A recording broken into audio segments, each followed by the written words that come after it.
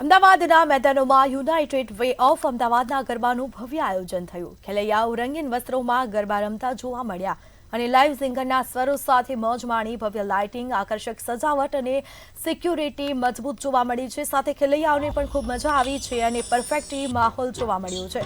સાથે સાથે ઢોલ નગારા અને રાસલીલાના મધુર ધૂનમાં ખેલૈયાઓએ ગરબાનો આનંદ માણ્યો. પારિવારિક માહોલમાં બાળકો, વડીલ અને તેમજ યુવાનો સૌએ ઉત્સવની મજા માણી છે.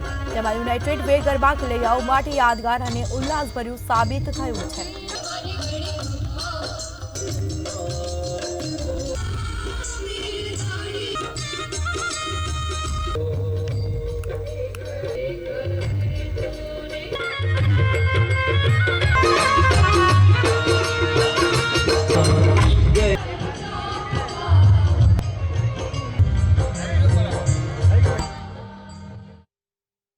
બહુ જ નજીક થાય છે, પણ અમદાવાદ જેવા ગરબા ક્યાંય થતા નથી. એમાં પણ યુનાઇટેડ વે જેવા ગરબા તો ક્યાંય જ નહીં. એકદમ સુગમ ગરબા છે, ફૂલના ગરબા છે, ટ્રેડિશનલ છે, કલ્ચર સાથે જોડાયેલા છે અને એકદમ મસ્ત રીતે આયોજન છે.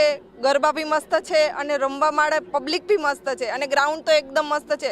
કંઈ પણ પ્રોબ્લેમ થાય એવું છે નહીં અહીં. અને એકદમ ગરબા બી એકદમ કે ને કે સારા સિટીમાં આપણે રમવા જઈએ છીએ એમ લાગે કે ગામડા જેટલું આમ કલ્ચર બી મસ્ત છે અને સારું છે.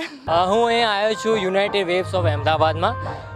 ઘણું સુંદર ડેકોરેશન છે, ઘણી સુંદર વાઇબ છે. હવે ઘણી બધી જગ્યાએ પબ્લિકના અમુક ઇસ્યુ હોય છે કે પબ્લિક થોડી ચીપ આવતી હોય છે, પણ એ પબ્લિક પણ સારી છે અને મેઇનલી ફોટોઝ ક્લિક કરવા માટે ડેકોરેશન પણ ખૂબ સુંદર કરવામાં આવેલું છે.